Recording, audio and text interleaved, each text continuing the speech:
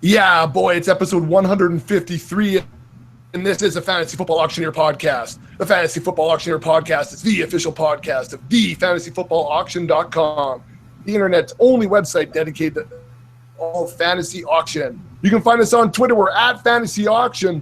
Tonight, we're going to talk about the NFC East. One of us is here, and two of us are here, and the other one might show up as he pulls in from from hosting the grade 8 graduation. So let's just introduce the only guy that's here. Proud new papa, Slim. How's it going tonight? It's going good. Everyone's asleep, so that's good. That's good. I can talk some football with an adult and enjoy some of Ontario's fine craft beers. Awesome. I actually picked up a nice little 6-pack of random Ontario craft beers, so I'm excited to be getting Didn't I used to get trash talked a little bit for my pretentious beers, and now you, as a new father? Yeah, you did. Yeah, it's a little treat I like to give myself once in a while. I was actually, I'll be honest, part of it, I hadn't been in the big new cooler at the liquor store in a long time to see what they had. And now that my wife had this baby, she wanted me to go and pick up a bottle of red wine. So when I was in there, I thought, hey, I'm just going to go in here and see what they got. And I ended up building a little 6-pack of some tall boys. And well, it's good stuff. I mean, I got what used to be a kind of a pretentious beer in Ontario, the Sleeman's Honey Brown Lager tonight. So, yeah, that was pretentious back in like the late 90s. Hey, you were like that guy if you rolled into a party with Sleeman's Honey Brown. Actually, side note, I went to university with the son of the owner of that brewery. Oh, and there you have it. Look at that little nugget. I like that. How's everything going at home though, Slim? Everybody's healthy and good? Everyone's doing awesome. Yeah, it's been good. This kid is like I don't know. He's unbelievable compared to the hellion that we had the first time. All he does is sleep and eat and never cries. It's unbelievable. This is what parenting kind of like me. It's the John Gibson of babies, is what I've been telling people. It's the most, he's the most chill baby I've ever encountered. Oh, there you go. Hopefully it has nothing to do with John Gibson, though, is all I'm saying. That would be weird if it did. Yeah, that would be weird. For a lot of people. Anyways, Slim, I wanted to, before we get into NFC talk, I'm in the middle of a rookie draft here, slow draft, and I'm on the clock with back-to-back picks, and I just wanted to bounce a couple things off you. I know this isn't a dynasty pod, but most people who are listening right now are probably involved in some sort of dynasty, especially this time of year. Well, I guess it's actually getting a little bit late for rookie drafts now, but I got it started a little late, I guess. This is the Friends and Family League, Slim, the guys I have everywhere from Calgary, Alberta, the home of Bret the Hitman Hart, to Abu Dhabi in the United Arab Emirates. We've got it's worldwide, international stuff going on here. And we've got the draft has just got underway on Monday. Now, these guys, I will say, never played fantasy before. Well, sorry, they've played some fantasy before, never played dynasty before. Dynasty, yeah. And it's a 10-man PPR, quarter point per carry, multi super flex. It's got a couple of little things in it, but interesting draft. Let me just give you a quick little rundown. I had the 101, of course, and I of course took Corey Davis because that's who you have to take. No trading going on so far with any of the picks. So the second pick goes to Christian McCaffrey, and the Vikings fan at 3 takes Delvin Cook. So Leonard Fournette falls to 4.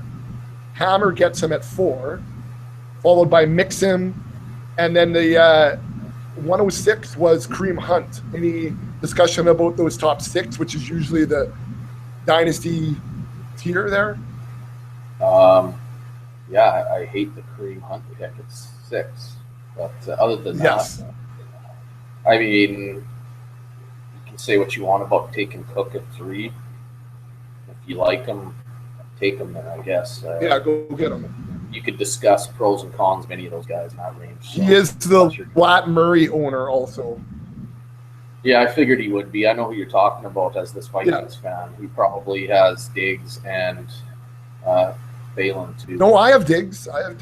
Actually, two Vikings fans in this draft. I should have tried to. Well, yeah, I should try to make some moves there. So anyway, so then at 7 is the other Vikings fan, the local Vikings fan, takes Zay Jones. Zay, wow. Buddy. Yeah, a little high, I thought.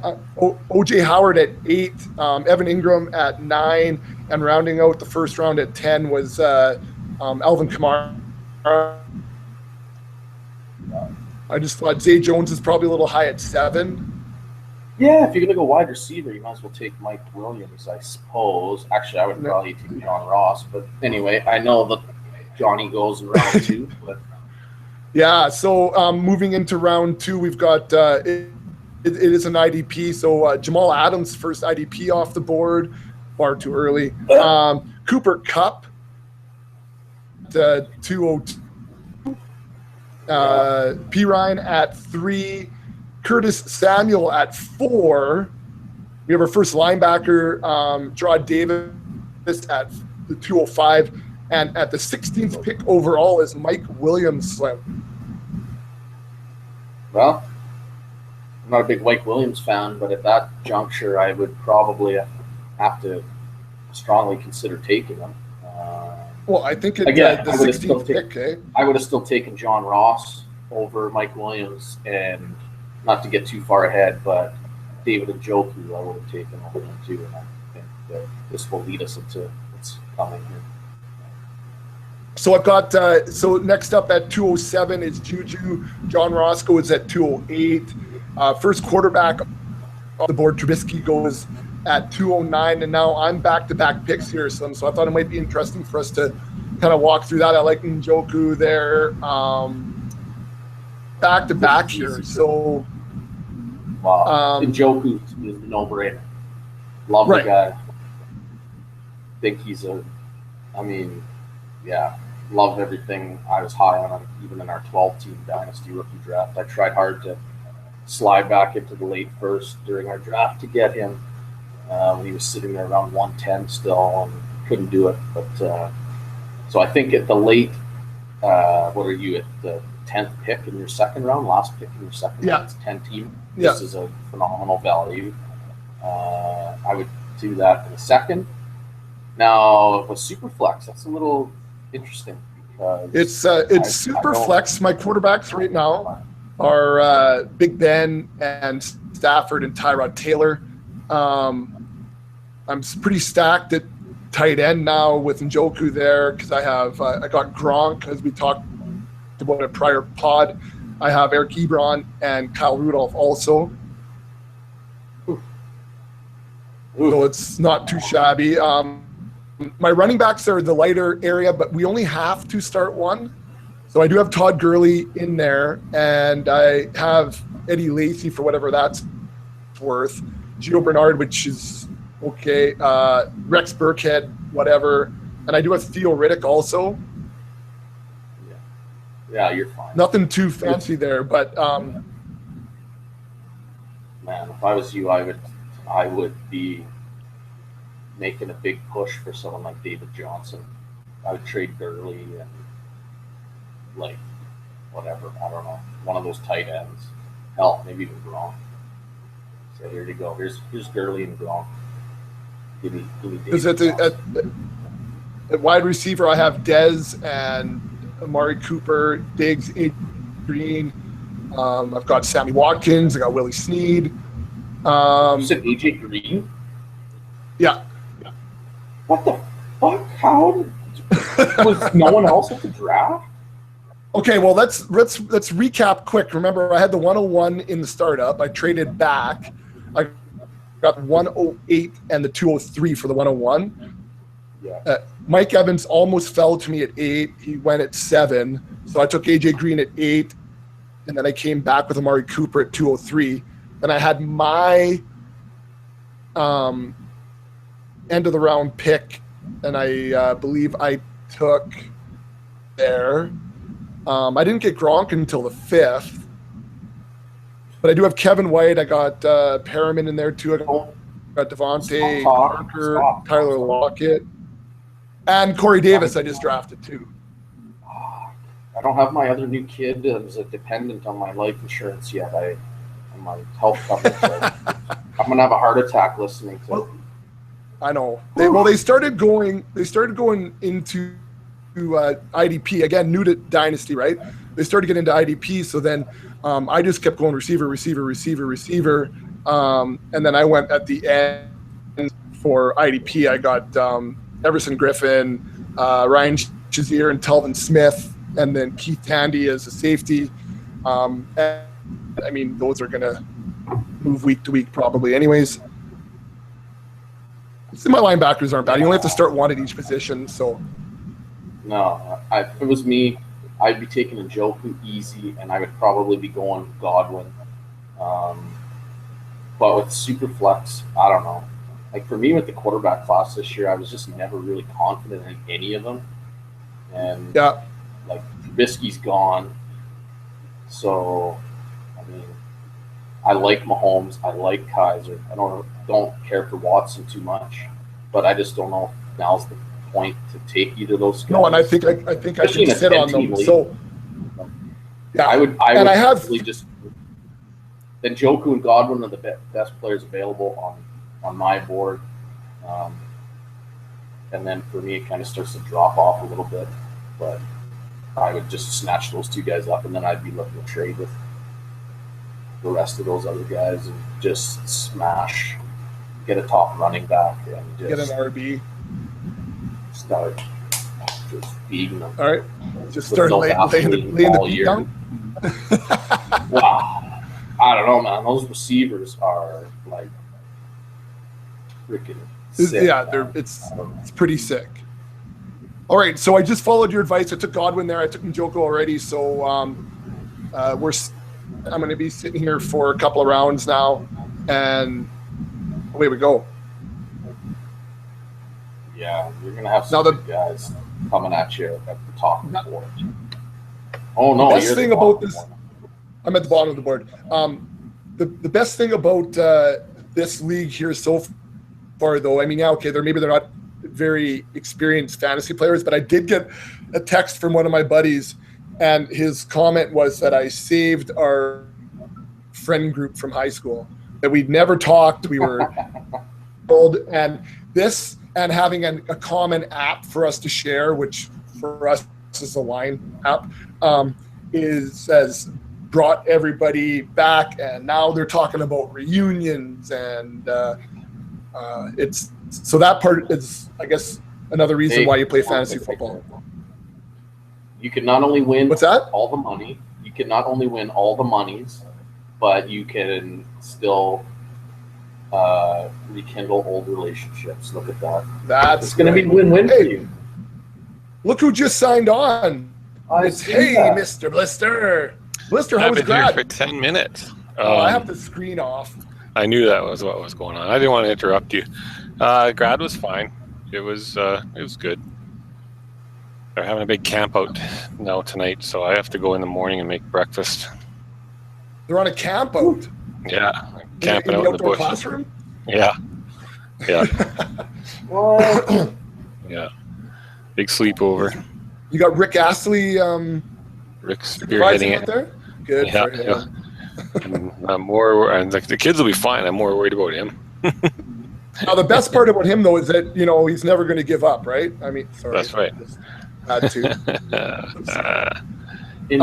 Anyways, you can rickroll every listener I know. Right now.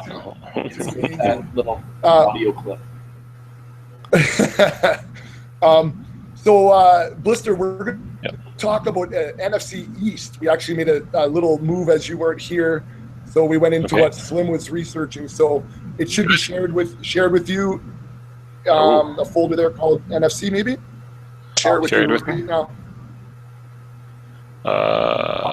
No, it's not. Council. My drive. Blister, and there it is. NFC East breakdown. Oh, wow! Is that a pretty? Look at all the that's emblems. that goes on the site, right? And you did the old template. But that's okay. That's nice. It's pretty to go on the site. Oh yeah, that's nice. Did you Yeah. cut and paste all my information? Hopefully. No, I haven't. So- I haven't done it yet. It's on the Toronto trip, eh? Yes. So, are you just starting this? We're just starting. Yeah, we just did a live 2 picks on the Dynasty, Yeah. and Slim talked about me maybe clacking some folks my roster.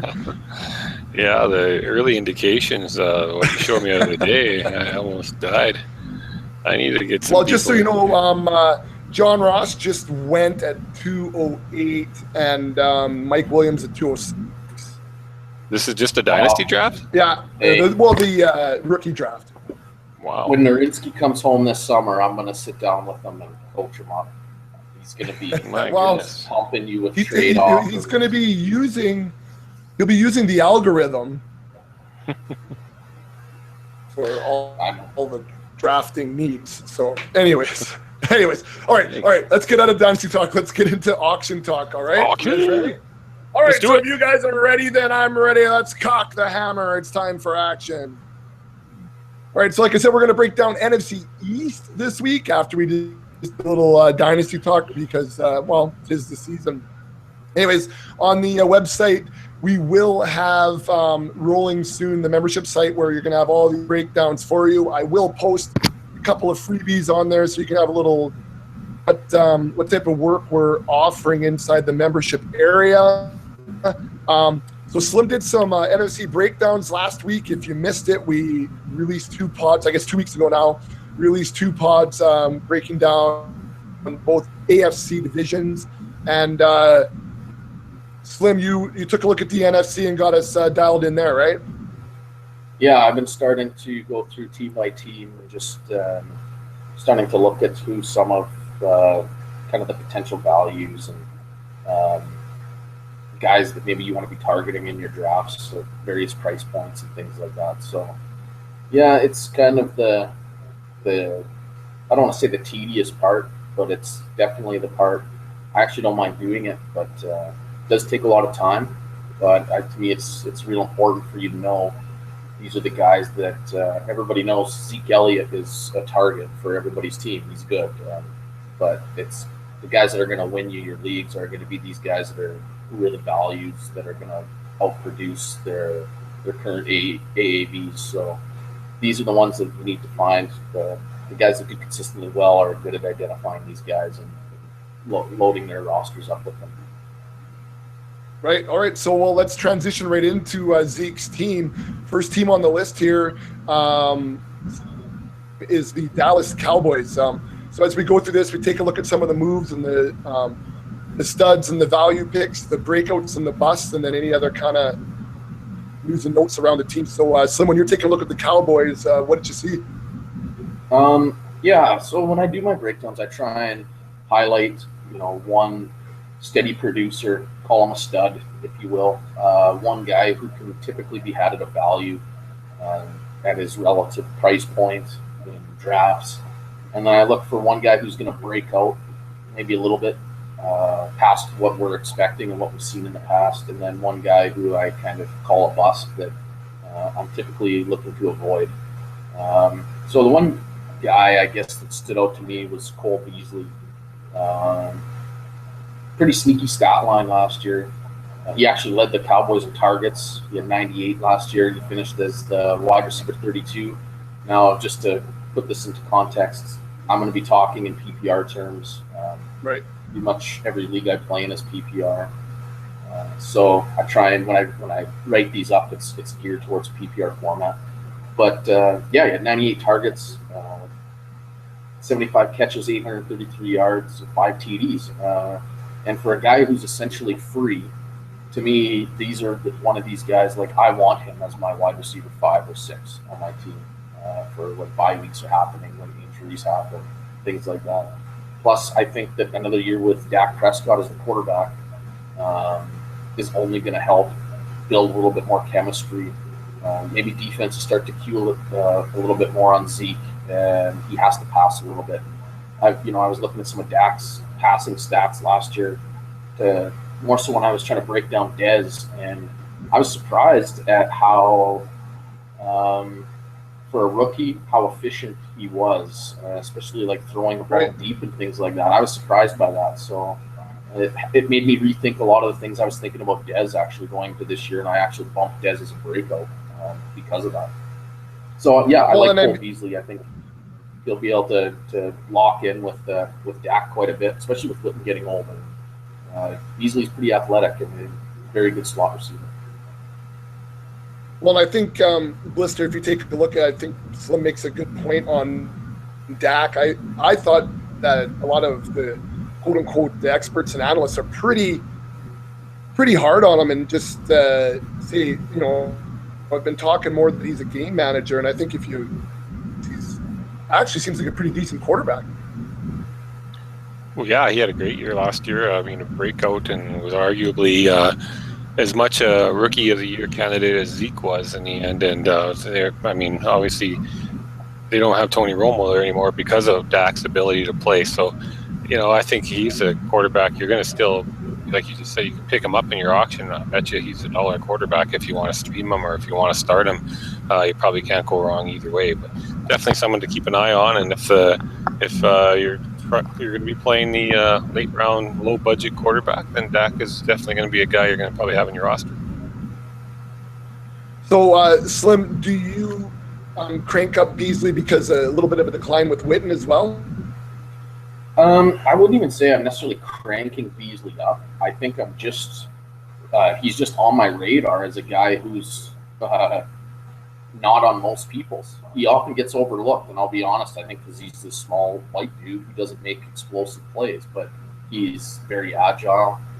He runs good routes, and I want a guy who's going to get 6-8 targets every week, and obviously no one's taking him as your wide receiver one, but if I'm sitting at the end of my draft with $5 left to buy 3 players, then he's a guy I'm going to target because I know I'm probably going to get him for $2 in most of my drafts. So yeah, it's not necessarily I think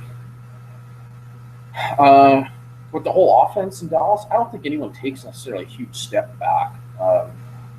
Witten is old, but he's shown he can do what he does despite his age. He's just a seasoned route runner. He's like watching a guy trying to rebound in basketball. He just uses his ass to box people out and gets open. He's not beating you with his speed. He just knows how to get open. And yeah, he could take a step back, but at the same time, we're hearing reports that Rico Gathers is gaining steam and things like that. So if he does regress, yeah, sure, could Beasley pick up some of that slack for sure. I'm not anticipating a huge uptick for Beasley, but I just like what he offers and how efficient he can be in that offense. I think the biggest thing to look for go ahead. No, I was just going to say, I don't think that he sees more than 100 targets. He was at 100 targets last year. That's a pretty big market share. Yeah, I honestly have a hard time seeing him get over 100 as well. But he should be close. And maybe if he does, it could be just slightly over 100. But I think the biggest thing will be what defenses decide to do with Zeke this year. How do they try and play him? And does that make the Cowboys throw a little bit more? Maybe they do take the reins off of Dak a little bit too. But I think they played to their strengths. They have a good offensive line and a pretty talented looking running back. There's no need to be risky with the ball with a young quarterback when you can give it to this guy on the ground and let him do the heavy lifting. So I think it'll be a lot of the same anyways this year. So looking in that 100 target range, you said you had Dez as a breakout this year? Yeah, I think the biggest thing is if you just look at, obviously he had a good game going in the playoffs last year. He was targeted 12 times. I don't want to put all my faith into that, but I like that, the young QB started showing some faith in this kind of marquee receiver later on in the season. I think a big part of why he had a down year last year is his catch rate was 52%, which isn't very good. I mean, if he can get that close to 60 or even above, just the year before he was at 64 or 65%. So I mean, just by him catching more passes that he's been, for whatever reason, not catching, if that was inaccuracy or drops, whatever. If he can just get back to that better catch rate, I mean, he doesn't need even that much more volume, and all of a sudden he's scoring more points. So that's to me why I think he can break out. I liked when I started looking at the numbers, some of the things actually did throwing the ball downfield. I think he was third in average yards per attempt, 8.6 yards. Like, I like that as a rookie, man. Why can't he improve on that a little bit, or even just stay there? So I got a big play guy and a quarterback who likes to throw down the ball down the field. If he can just catch a few more of those passes, then that should be more fantasy points. You know, especially like, let's get in the red zone and see what happens. Yeah, and if I can jump in too on Dez, I think another thing with Dez is he finished as the 40th ranked receiver last year, but he missed 3 games, and he had another 4 games that he played that he had under 3 fantasy points, 0, 2, 2.9, and 1.8. So if you actually look at his average points per game for the whole year, still it was the highest total he had in his career. So he was banged up, obviously, for missing 3 games. He probably played in. Of the 13 he played, he probably wasn't 100% healthy. So if you took his points last year, average points per game, and then added on even the 3 games that he missed, he would have climbed all the way up to the 18th ranked receiver. I just, like Slim says, if the biggest thing is maybe not so much breakout, but value, I think there's a lot of big name receivers last year that people drafted that really let them down, and people are going to remember that, guys like Sammy Watkins, Keenan Allen, Allen Robinson, Dez Bryant, and I think Demarius Thomas. I mean, the list is pretty long, and I really think this year you're going to see, if you're snaking, you're going to see them dropping down into the 3rd and 4th rounds. You're going to see awful great value, and in an auction, not all those guys might bounce back to where we expected them to be, but some of them will, and you're going to definitely get them at a discount to what you got them last year. Those guys I just mentioned, were going in the $45+ range last year. I would not be shocked if a lot of those guys, Dez included, goes down closer to 35, 30. Well, I was just going to ask you that, Blister, because last year we had Dez as a consensus rank of 6 going into the preseason, and his AAV was about $52. So where do you see that, Blister? I mean, if you were going to be drafting this weekend, which you're not. Yeah, well, I have him ranked as about the 8th ranked. Actually, I have him as 8, yeah. This is just from last year's preseason. I'm just trying to compare what he looked like to now. I definitely have him probably a little lower. I might even have him kind of high, but I do expect him to bounce back, and I have him ranked at 8 right now. The cost right now, I'm going to go for Dez, because Cowboys are a little more high-profile team, and there's some diehard fans out there compared to other teams. I'm going to say he's going to go between $35 and $40 for Dez Bryant. I'd like to do some mocks. Okay. Do some mocks soon to find out. I did some mocks, but not a mock auction with actual live people. I was so desperate I did one with 11 robots the other night just to do one. All right. So staying with the Cowboys, just to finish it off here, Slim, you've got a bust. Terrence Williams is on the outs in Dallas. Well, I mean, I just don't think he's a very good actual receiver, to be honest. They don't have much better, unfortunately, there. But yeah, I mean, he had 44 receptions last year only. We saw he'd been surpassed by Cole Beasley now. And in my opinion, he's still obviously behind Dez Bryant. He's probably still behind Jason Witten or whoever is going to be there at tight end. I just feel like there's always going to be a higher upside than Terrence Williams. It doesn't matter where you're getting him in a draft. Even if you're spending $1 on him, I feel like I want guys that offer me some upside. And I don't see any really with him. We know what we're going to get. You might miss taking those guys, very easily, and that might not score as many points as Terrence Williams, but those guys are going to be so expendable for your team that you have to take the gamble and go for that upside, knowing that you can replace Terrence Williams' production or a player like him with probably a dozen guys off of waivers at any given time. So to me, he's just the ultimate avoid. And he's not alone. I mean, there's lots of guys like him, but in this scenario on this team, to me, he's an easy avoid. All right. So let's move on through the NFC East here. Let's take a look at the New York Football Giants. Slim, they had some pretty big additions in the draft and in free agency. And if their quote-unquote key losses were anywhere near key, I don't think they did too bad cutting some of the dead weight. What you think about the Giants when you looked at them? Well, I think they're only going to go as far as Eli Manning goes, to be honest. And I'm not 100% sold on Eli in terms of how consistent he can be. We'll put it that way. I think he's getting up there in age. It looked like age was starting to catch up with him a little bit at the end of last year. That concerns me. What's he going to do for a full 16 games again this year? So, but I think he's going to be the catalyst for sure of this offense. They got enough weapons that if he can get them the ball, then good things can happen. Blister, Eli Manning, he's still not a dollar quarterback, even though he was QB20 last year, right? Well, I think he is. I mean, there is promise, but I think he's been declining. And they put a lot of weapons around him, like Slim mentions in the article. But, I just don't know if he's still got it.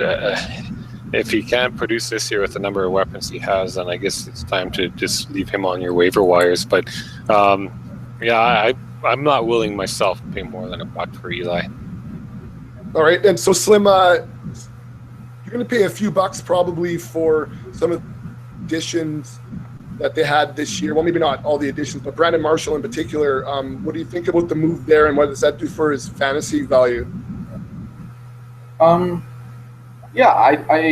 think, I think it kind of keeps him right where he was a bit last year.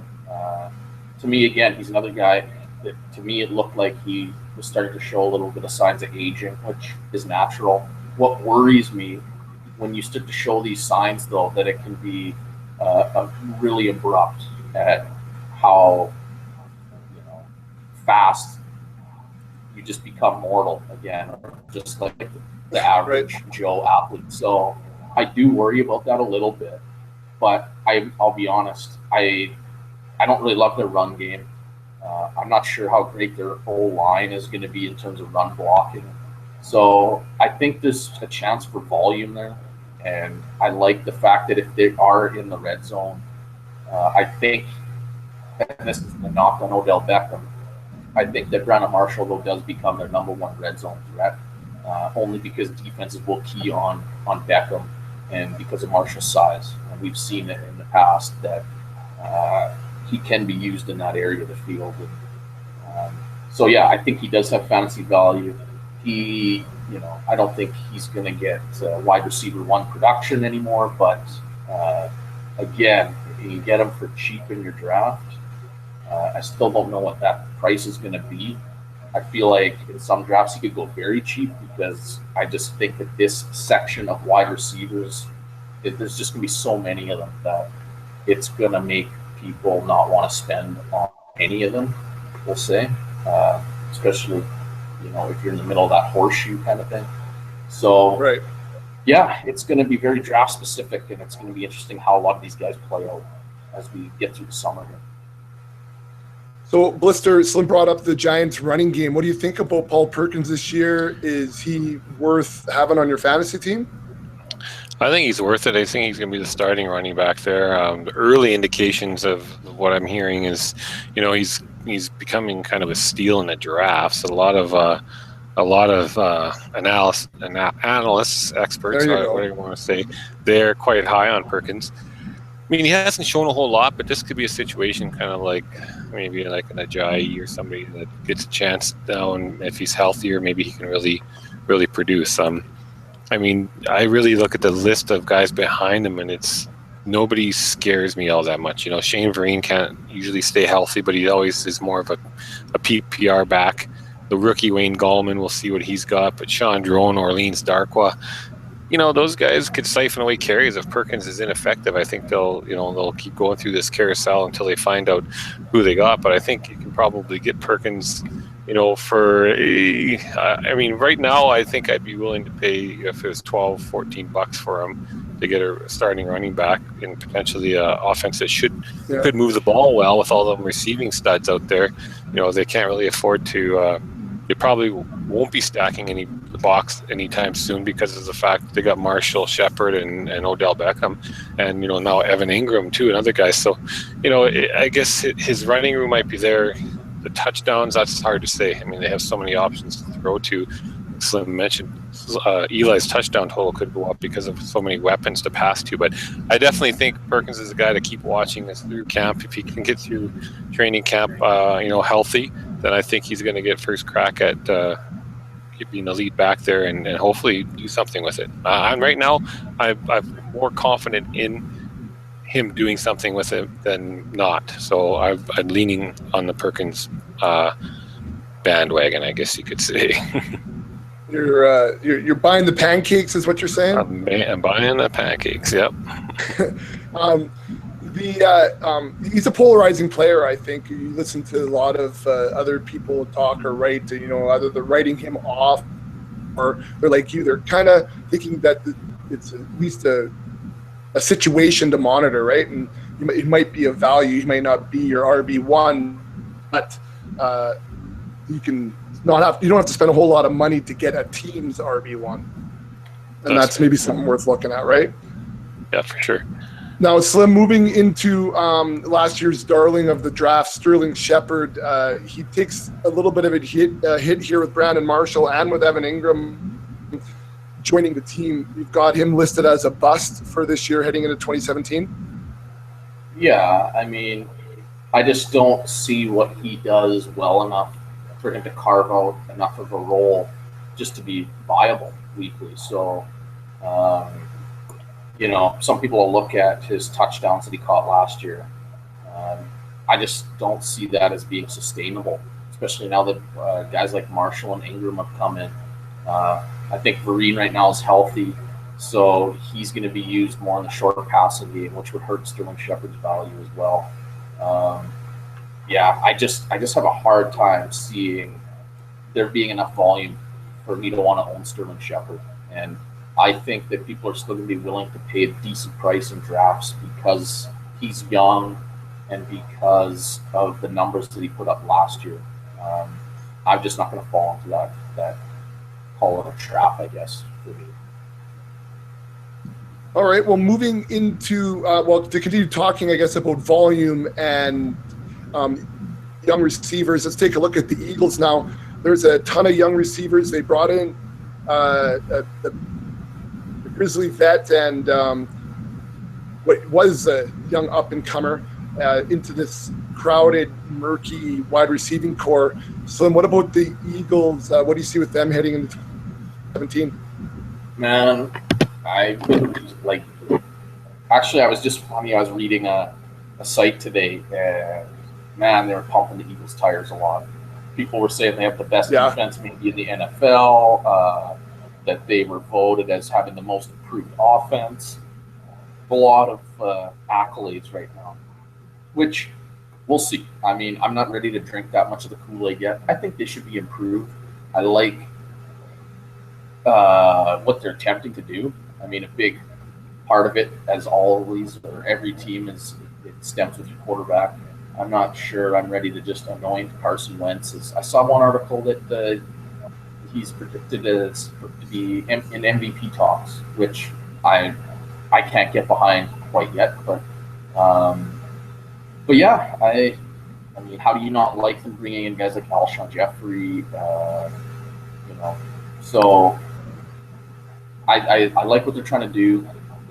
We'll see if it all comes to fruition here. They play in a tough division where those games are always slugfests. But yeah, I think they're improved. We'll see how improved they really are, though. So Blister, they improved the offense somewhat with the receivers here. Who's going to be the top fantasy receiver on the Eagles? I think it'll be Alshon Jeffrey.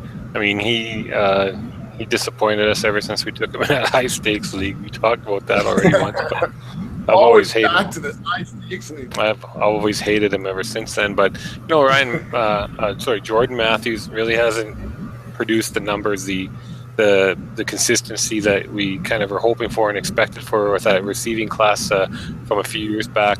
They bring in Torrey Smith, but I don't know how much he's got left. So I think Alshon he's got probably the most talent. He's got the youth. He should be a guy that they look for. I really would not be surprised if Doyle Green Beckham is cut. Nelson Aguilar, we know he's really not all that good at all, so can't expect anything out of him. So my pick would be Alshon Jeffrey, I would like to be followed by Zach Ertz at tight end as their number 2. But we're still waiting on that. Pardon? Sorry, I was just going to transition with Jordan Matthews here. There's a lot of talk that maybe Jordan Matthews is a better player because he's playing out of the slot. What are your thoughts on that? Well, I love the move for him because he has shown to be much better out of the slot. And I think a lot of it was he was misused a little bit positionally. He did have a lot of opportunities, though.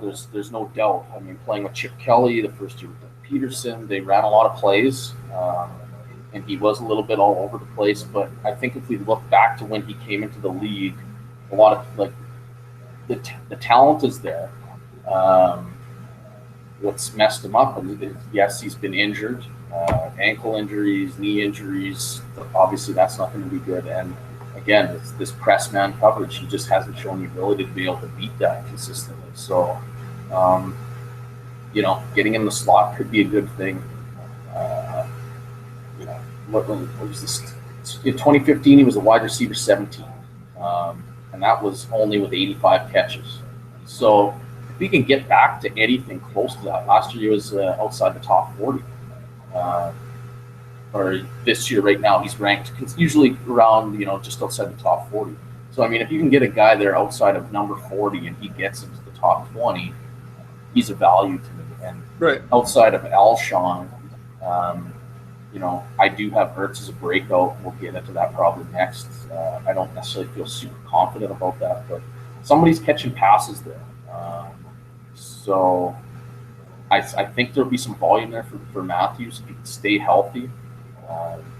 And score maybe 6 touchdowns, which in 2015 he had 8. I don't necessarily see him getting back to that, but I think that he should be a decent value come draft and could be a pretty good wide receiver 3 for your team that you could probably get as a wide receiver 4 or 5. Well, Slim, let's get into Zach Ertz. And right now we have him as a consensus tight end 11. Last year we ended the preseason with him around 9. So is he a better value right now in your auction, or is he about the same? I think he's a decent value. I think there's upside there. That's why I kind of put him on this breakout list.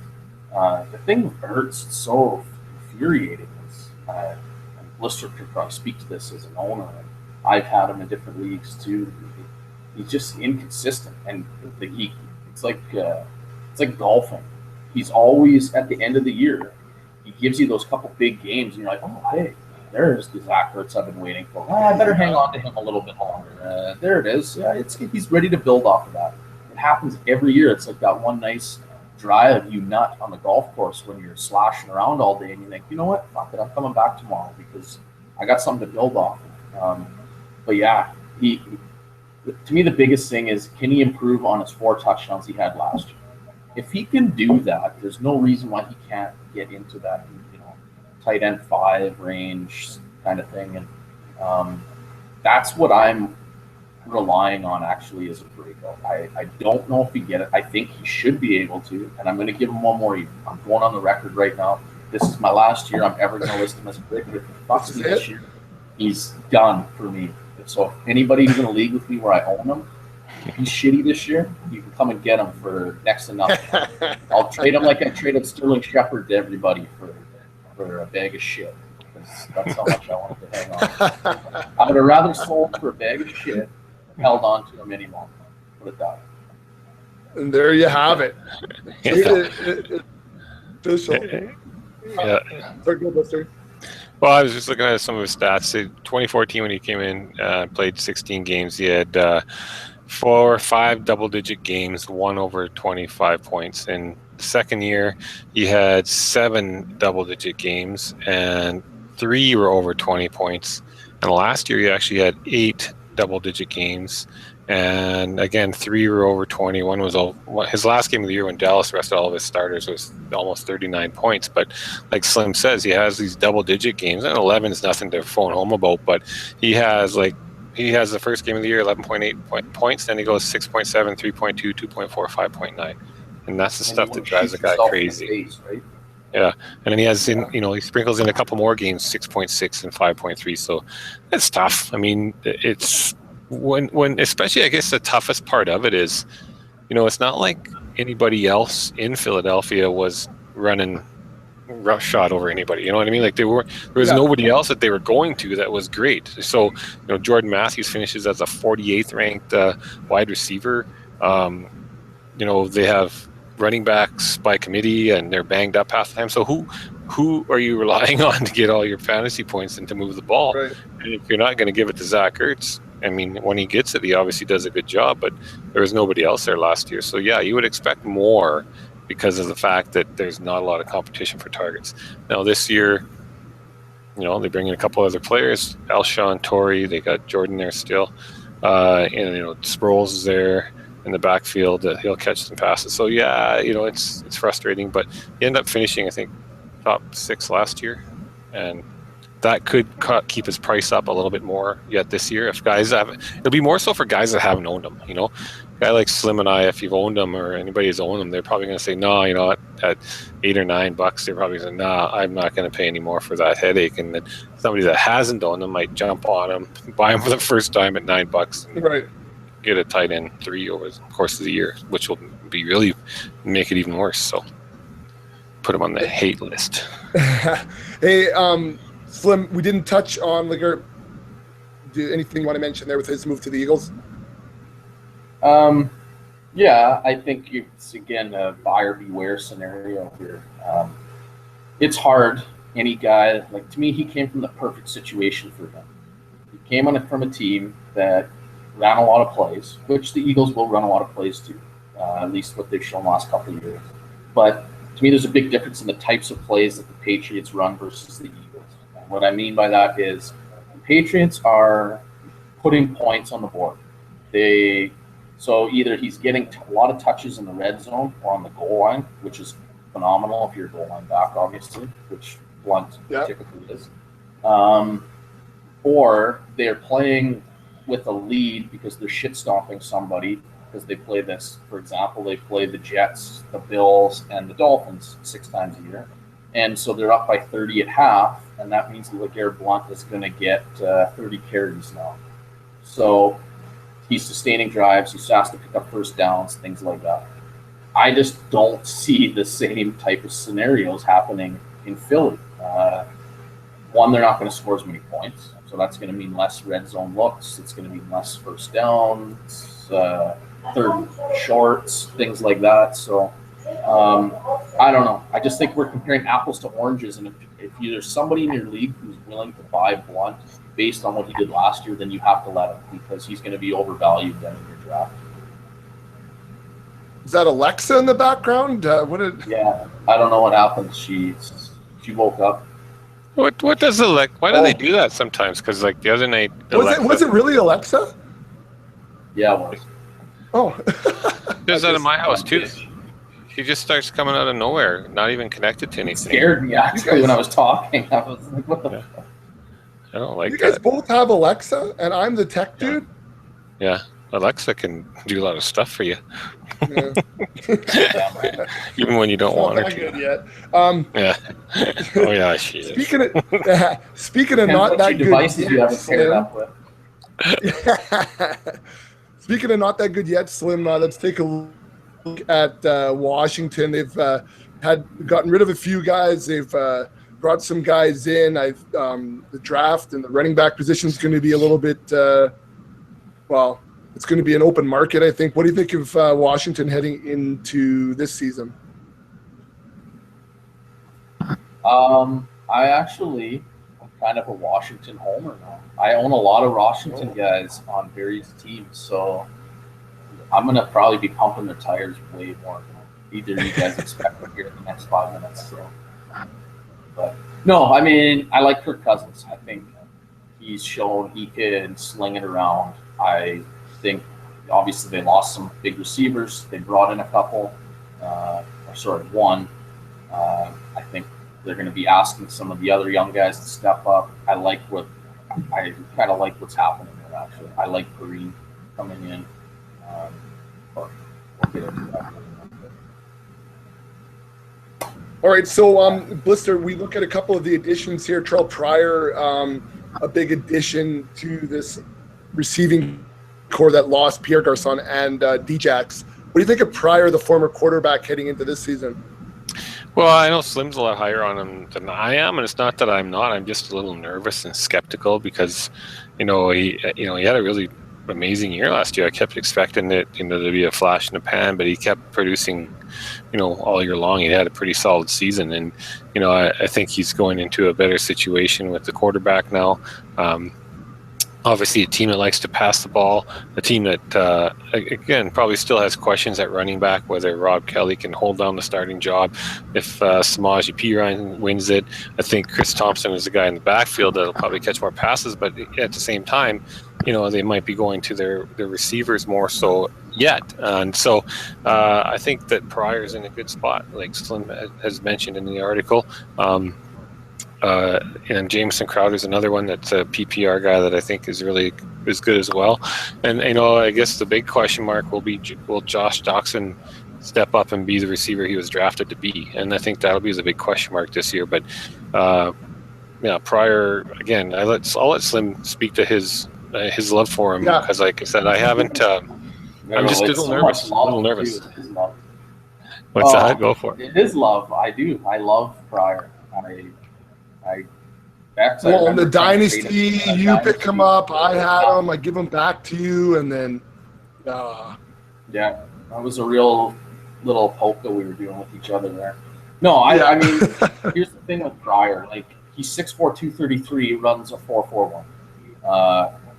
According to Player Profiler, it's the 99th percentile speed score. I love receivers like this. He compares best to Demaryius Thomas. So the knock that everyone wants to throw on him is, he hasn't played receiver that long. And I get that. He hasn't. But what I look at is he's just #good at football.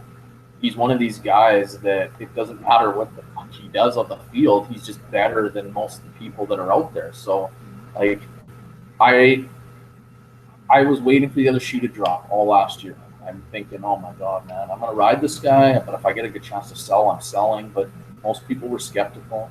And now I've kind of found myself going the other way. He's going to a team that wants to throw the ball, air it out. And this guy is big, physical, and can outrun just about everybody. Like, he, to me, is I think his speed surprising him, right?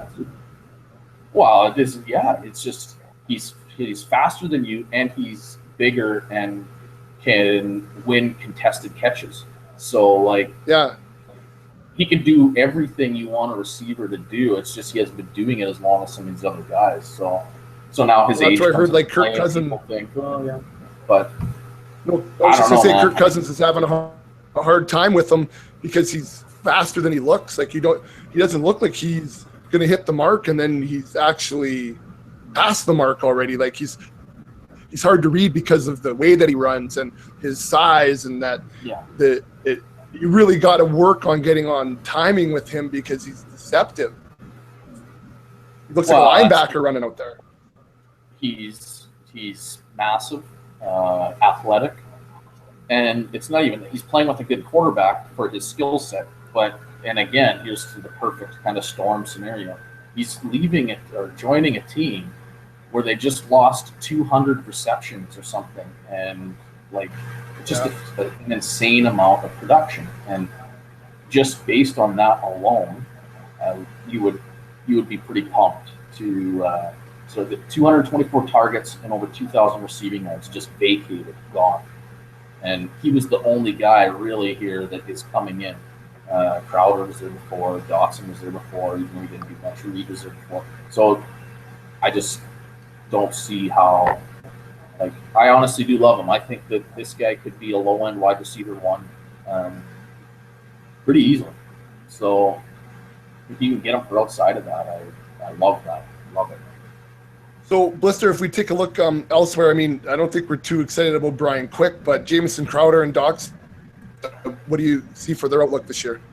I think Jamison Crowder should have a similar role. I mean, last year he finished up, I was just looking at it here, 30th ranked wide receiver, 67 grabs, 847 yards, and 7 touchdowns. So, that was a pretty solid wide receiver 3, and I think that he can easily be a solid wide receiver 3 for you once again this year, because if Pryor and Doxson gather all the attention, he's going to find himself open, and plus Jordan Reed, right? So right. I like his chances again. I think he's going to be cheap in your auction. I mean, Pryor is going to go for, probably, I feel like he could go for like $28-30, and then Doxson, someone, he's going to maybe go for a little bit more because there's what people think is high upside, although I'm a little more skeptical or worried because I haven't seen it yet. I need to see it first to really invest money in him. But I think because he hasn't done it, it should keep his price down. But I still think Crowder will be the cheapest of the 3, and he could be for 3 or 4, maybe $5 near the end of your auction. So a pretty cheap wide receiver 3. Pardon? Oh, no, if he can get him for that, that would be I would steal my pants. I think actually, well, I think he's the safest, maybe the safest receiver you could get. Maybe in the whole draft. We'll just call it all this year. Like, how does he do any less than what he did last year? Yeah. Like, I don't see how that's even possible. He had 99 targets last year. I bet you he gets close to 150 this year. Yeah, I bet you he does go up too. I think, but I think the reason I think he's going to be cheaper is because if you look at all the different names out there, I just think that by the time it comes to him on the draft board, everyone's going to have spent most of their money. There's a lot of guys out there that are going to suck up a lot of money, and then I think you're going to really see a lot of money spent on the big running backs this year too. Again, and I think people are going to spend highly on the top 4 or 5 of them. So. And Gronk is back and probably healthy. So he's going to pull down some good money. So, yeah, I think he'll be cheap at the end of your draft. It's a pretty good value. I agree. I just think slot receiver. He's just a slot receiver. These guys don't score that many. Yeah. The good ones do. And PPR leagues, they do. Yeah. They're league winners. So, So Jordan Reed pretty much stays as is. Like, there's not a whole lot new to talk about there, right? Yeah, he's a hell of a player. Injury risk, right? Scary. Pretty much how we can just sum it up for him. And then, do we think P. Ryan takes over the RB1 in Washington, and then is he there for a draftable rookie? Well, if he takes it over, it definitely is. I mean, if he could become a starter, for sure, right? I've drafted him in a couple of leagues now. And I've listened to a lot of pods myself, and there's some guys love him and some guys are a little more skeptical. I guess time will tell. I mean, it is kind of early yet, but even if he doesn't take over from day one starter, if you look at that list, Chris Thompson, I think no matter who starts, Chris Thompson's going to have his own role. It's not going to be affected by that. He's going to be a pass-catching running back. But I think Matt Jones wants out of town, so it's going to be Kelly or P. Ryan, and then maybe Keith Marshall if he can stay healthy. So I think that and then Rob Kelly, if he stumbles or gets hurt, P. Ryan's right in there. So he's not a bad guy to take. I'm not going to compare him to David Johnson, but the same type of deal when David Johnson when he was a rookie, he didn't start out of the gate, but when he started playing, he won you a title because he was hot. He won title, yeah. He was hot through the playoffs, and he was a good player. So if they got a great offense going, I mean, he could get a lot of goal line opportunities. Even just maybe he doesn't get the 1,000 yards, but if he's punching in touchdowns, kind of like LeGarrette Blount was last year, and because they're on the goal line a lot with this offense, then he's going to be quite valuable. But again, price-wise, auction price now, I bet you he's $3 or $4. Right. Yeah, doing it now and probably like MFL 10s and those types of things. A great guy to stash, eh? Yeah, for sure. All right, so that's the NFC East, guys. Anything else you want to add about this division before we wrap her up?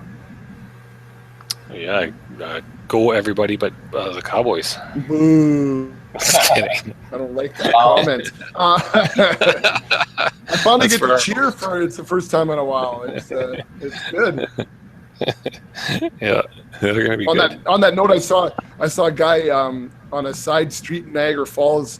He had authentic jerseys in there, and I saw Cowboys went up, and I said, "Oh, or no, I didn't see a Cowboys up." I said, "Oh, you got a Cowboys jersey up there?" And he goes, "Yeah, I got a Romo." I said, "What are you selling it for? $5?" And he goes, No, it's the real deal. So it's 150. I'm like, throwback. I guess. I mean, yeah. Now it's a throwback. Yeah, exactly. Classic. Yeah. Anyways, that's the. No, he doesn't play anymore, right? Yeah. Right. He's not going to wear it in the booth. Yeah. Actually, I think he'll be good in the booth, mind you. Yeah. Joy is. I like your quarterback in there. I think his personality would be good in the booth on the side note. But anyways, that's about it. Okay, so anyways, that's NFC East. Go to the website, vfantasyfootball.com. Give us a rating and a review on iTunes. Pretty please move us up the charts. That would be outstanding. If you're trying to work over your league mates and getting them into auction, head back onto the podcast. About 4 episodes ago, we talked about why you should be doing auctions and what is an auction. You can steer your league mates that way. We've also gone through the AFC in the last podcast, and this is our first one of the NFC. Guys, I think we'll wrap it up. This took a lot longer than I thought, but it was good content. And you know what? This Thursday, I'm coming to men's night. I might too. So I got my punch card. I'm getting my $100 back. Oh, I got that. This. Yeah, punch card too. The Wise must have been talking. Yeah, Happy Father's Day. But you know what? No, I didn't get it for a Happy Father's Day. I paid for it. Oh, I got one for Father's Day. That was the best thing I ever got. I just got a new phone for Father's Day, so. Nice. I got an LG G6. That's a new flip phone?